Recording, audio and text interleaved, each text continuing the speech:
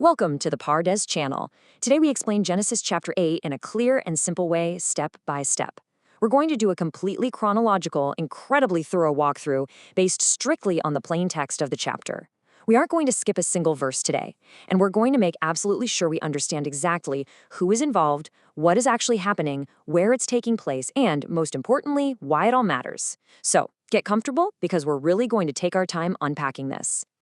Okay, let's dive right into this absolutely fascinating chapter.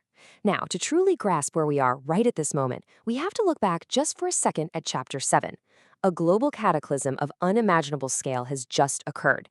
The earth has been completely, totally flooded. The rain poured down relentlessly for 40 days and 40 nights, and those massive floodwaters remained at their absolute peak for 150 days. Literally every living thing on the dry land has been wiped out. Only Noah, his immediate family, and the animals on the ark are left alive. So the rain has finally stopped. It's quiet, but how do you actually start the whole world over again?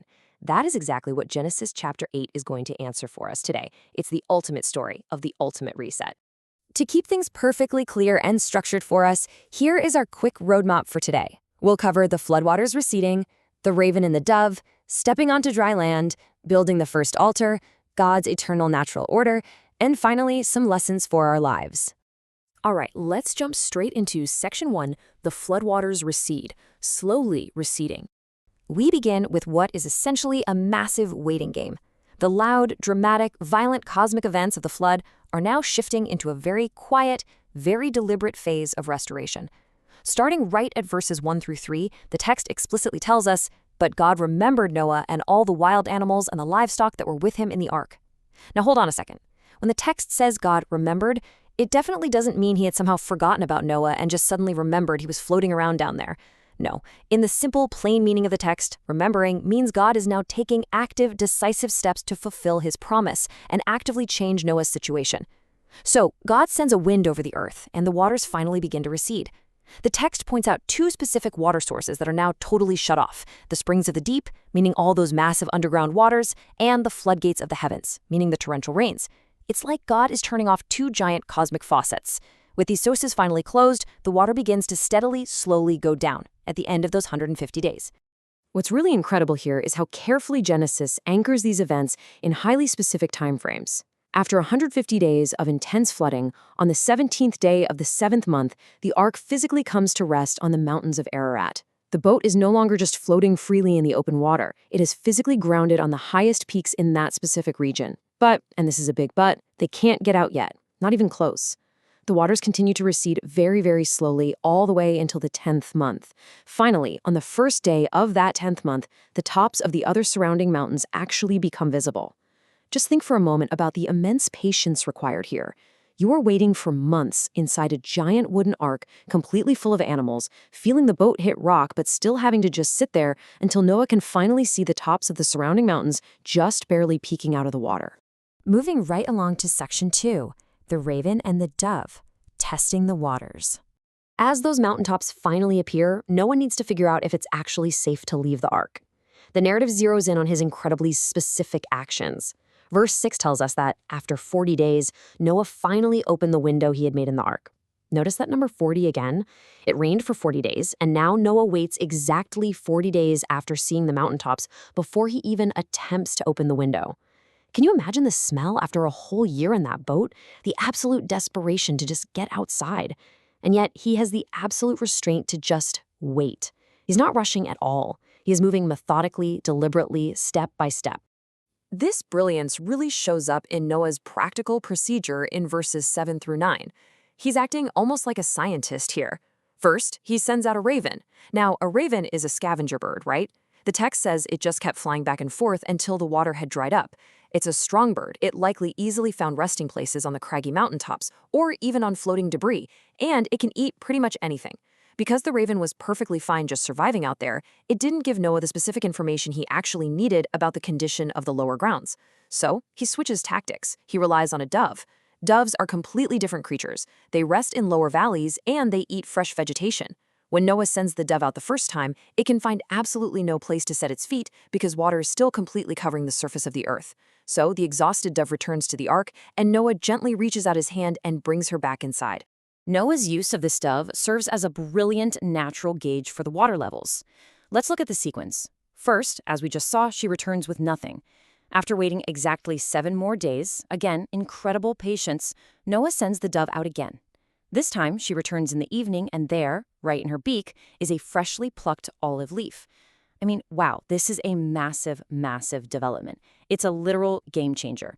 It's the definitive sign to Noah that the waters had significantly receded into the lower valleys where olive trees actually grow, and more importantly, that plant life is actually springing back to life. It's a sign of hope. So he waits another 7 days and sends the dove out a third time. This time, she doesn't return at all. She has found a dry home, finding enough food and shelter to survive, definitively proving to Noah that the world outside is finally ready to sustain life once again. Which brings us nicely to section 3, stepping onto dry land, a new beginning. Now, even knowing the waters have receded, Noah doesn't just kick the door down and run outside. The next phase is all about explicit timing and waiting for the final command. Let's look really closely at verses 13 and 14, because the timeline is fascinating. By the first day of the first month of his 601st year, Noah completely removes the covering of the ark, looks out, and actually sees that the ground's surface is dry. It's essentially New Year's Day for Noah, and he can literally see dry land. But he doesn't leave the ark. He waits almost 2 full months, until the 27th day of the second month, for the earth to be completely, entirely firm and dry. Why? Well, plain text logic tells us that if you let thousands of heavy animals out onto ground that is just newly exposed from a year-long flood, it's going to be a giant swamp. They would sink right into deep, impassable mud. So he waits until it's absolutely functionally dry. But there's an even bigger reason why he waited, and verses 15 and 16 show it to us clearly. Then God said to Noah, "Come out of the ark, you and your wife and your sons and their wives." This is the key. Noah exercises profound, almost unbelievable patience. He waited for this exact, direct command from God before taking a single step outside that door.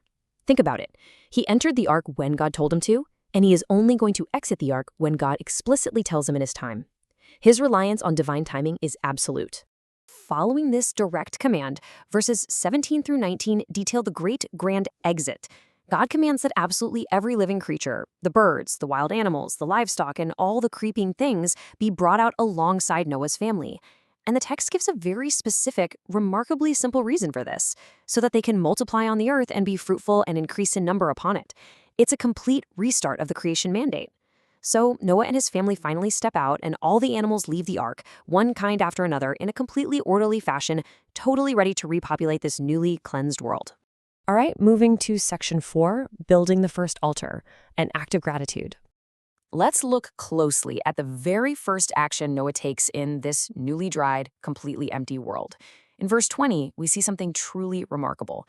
Think about human nature for a second. Noah has been cooped up in a smelly, noisy wooden boat for over a year. You might entirely expect him to immediately start building a shelter for his family, right? Or immediately start planting a massive farm to secure a food supply for the coming winter. But he doesn't do any of that. His immediate, absolutely first action is an expression of profound gratitude and reverence. He builds an altar to the Lord. He takes some of all the clean animals and clean birds, which, if you remember from chapter 7, he had specifically brought extra pairs of just for this purpose, and he sacrifices burnt offerings on it. He's explicitly thanking God for their miraculous survival and actively dedicating this entire new world to him before he does a single thing for himself.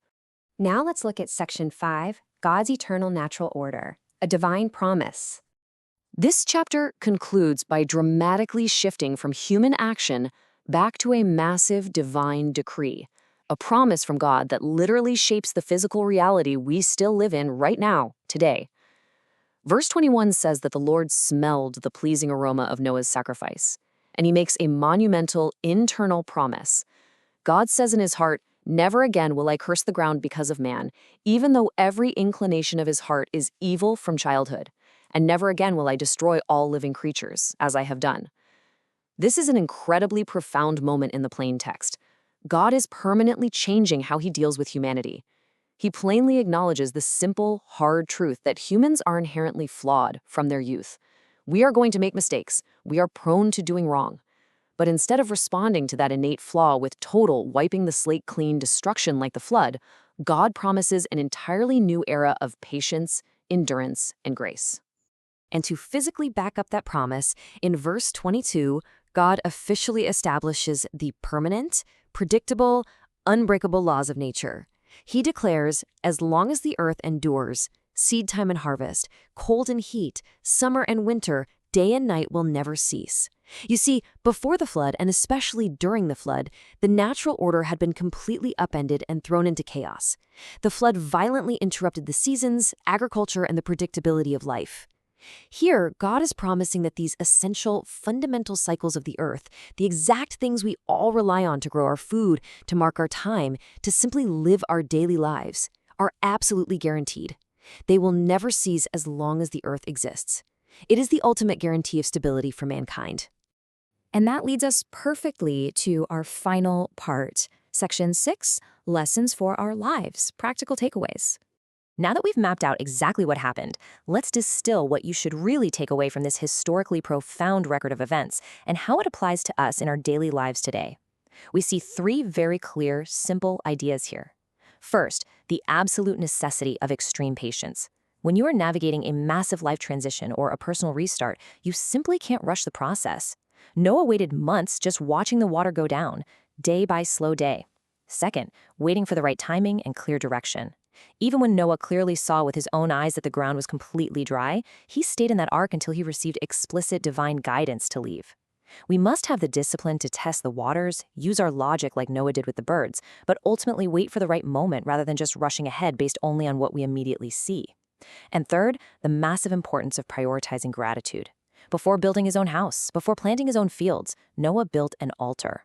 He prioritized thanking God before starting over, showing a deep, foundational humility that set the tone for the rest of human history. So as we wrap up this explainer, I really want to leave you with this thought to deeply consider. When you are facing your own massive transitions, when one chapter of your life floods and a completely new one is just beginning, how can you actively practice the extreme patience and the profound gratitude of Noah before stepping into your new world? Don't rush the dry land. Make sure it's solid. Wait for the right timing. And always, always remember to say thank you when you finally get there. Thank you for learning with us. If this helped you understand the chapter better, like, subscribe, and join us for the next chapter.